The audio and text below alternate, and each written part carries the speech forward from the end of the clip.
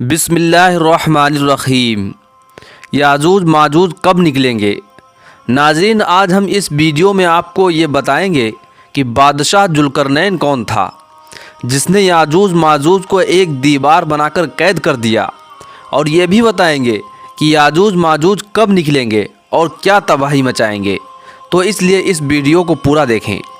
دوستو، قرآن مجید میں سورہ کہف میں ایک ایسے بادشاہ کا ذکر کیا گیا ہے جس کا لقب ذوالقرنین ہے، جس نے مشرق و مغرب پورب پشچم تک فتح کی اور جیت کے دوران دو پہاڑوں کی دیواروں کے درمیان پہنچ گیا۔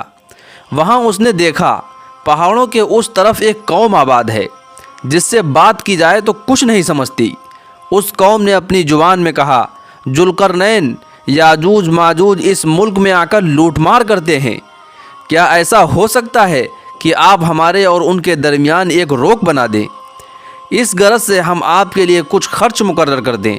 ذوالقرنین نے کہا، میرے پروردگار نے جو کچھ میرے قبضے میں دے رکھا ہے وہ میرے لیے بہتر ہے، تمہارے خرچ کا محتاج نہیں، مگر تم اپنی طاقت سے اس کام میں میری مدد کرو، میں تمہارے اور یاجوج ماجوج کے درمیان ایک مضبوط دیوار کھڑی کر دوں گا۔ اس کے بعد اس نے حکم دیا کہ لوہے کی سلیں میرے لیے مہیا کر دو۔ پھر جب تمام سامان مہیا ہو گیا اور دونوں پہاڑوں کے درمیان دیوار اٹھا کر اس کے برابر بلند کر دی تو حکم دیا، بھٹیاں سلگاؤ اور اسے دھونکو۔ پھر جب اس قدر دھونکا گیا کہ بالکل آگ کی طرح لال ہو گئیں تو کہا، گلا ہوا تانبا لاؤ، اس پر اونڈیل دیں۔ چنانچہ اسی طرح ایک ایسی روک بن گئی، نہ تو یاجوج ماجوج اس پر چڑھ سکتے تھے نہ اس میں سراغ لگا سکتے تھے۔ ذوالقرنین نے کام پورا ہونے کے بعد کہا، یہ جو کچھ ہوا حقیقت میں میرے پروردگار کی مہربانی ہے۔ دوستو، حدیث میں آتا ہے یاجوج ماجوج اتنی کثرت سے ہیں کہ روزانہ وہ اس دیوار کو چاٹتے ہیں ختم کرنے کے لیے، اور وہ ختم ہونے کے قریب ہوتی ہے تو کہتے ہیں کہ اب ہم اس کو کل کاٹیں گے، اور انشاءاللہ نہیں کہتے۔ جب اگلا دن آتا ہے تو اللہ کے حکم سے دیوار واپس اسی طرح ہو چکی ہوتی ہے۔ آپ صلی اللہ علیہ وسلم نے ارشاد فرمایا، قیامت کے قریب یہ کہیں گے، انشاءاللہ اس دیوار کو ہم کل ختم کر دیں گے۔ تو جب انشاءاللہ کہیں گے تو وہ دیوار ختم ہو جائے گی اور وہ پوری دنیا میں پھیل جائیں گے، ان کی بہت بڑی تعداد ہوگی۔ یوں سمجھیں باقی امت کا ایک بندہ اس کے مقابلے میں یاجوج ماجوج 1000 ہوں گے، اور زمین میں ایسا فساد مچائیں گے کہ لوگوں کا جینا دشوار کر دیں گے، اور کئی جگہوں پر جب یہ جائیں گے تو دریاؤں کا پانی ہی پی جائیں گے، اور دریاؤں کا پانی ختم ہو جائے گا۔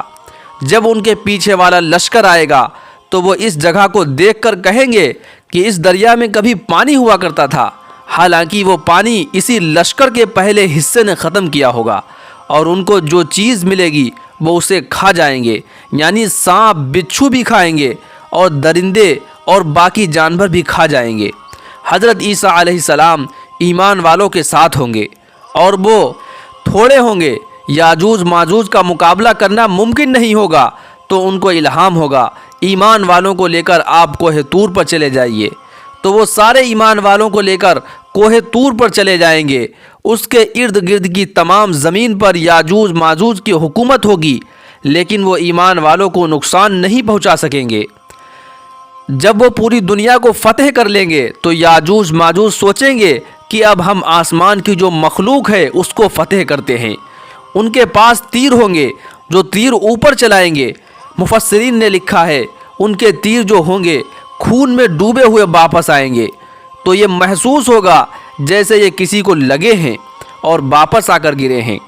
اور حضرت عیسیٰ علیہ السلام سے ان کی لڑائی ہوگی، اور حضرت عیسیٰ علیہ السلام ان کے لیے اللہ سے دعا کریں گے۔ جو تیر خون میں ڈوبے ہوئے گریں گے اس میں ایک وائرس ہوگا، اور وہ وائرس یاجوج ماجوج کے درمیان پھیل جائے گا، اور ان کے گردن کے اوپر گلٹی یا پھوڑے بننا شروع ہو جائیں گی۔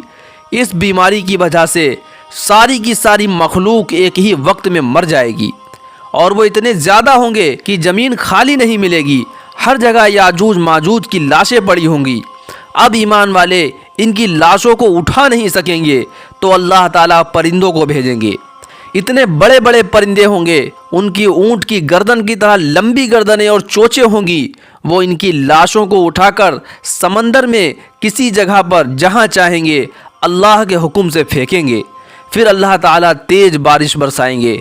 اس بارش کی وجہ سے زمین پر جو یاجوج ماجوج کا خون ہوگا وہ بہہ جائے گا اور زمین بالکل پاک صاف ہو جائے گی۔ دوستو، ہمارا یہ ویڈیو اگر آپ کو اچھا لگا ہے تو ویڈیو کو لائک اور شیئر ضرور کر دیں، اور اسی طرح کے اسلامک ویڈیوز کے لیے ہمارے چینل کو سبسکرائب کر لیں۔ السلام علیکم۔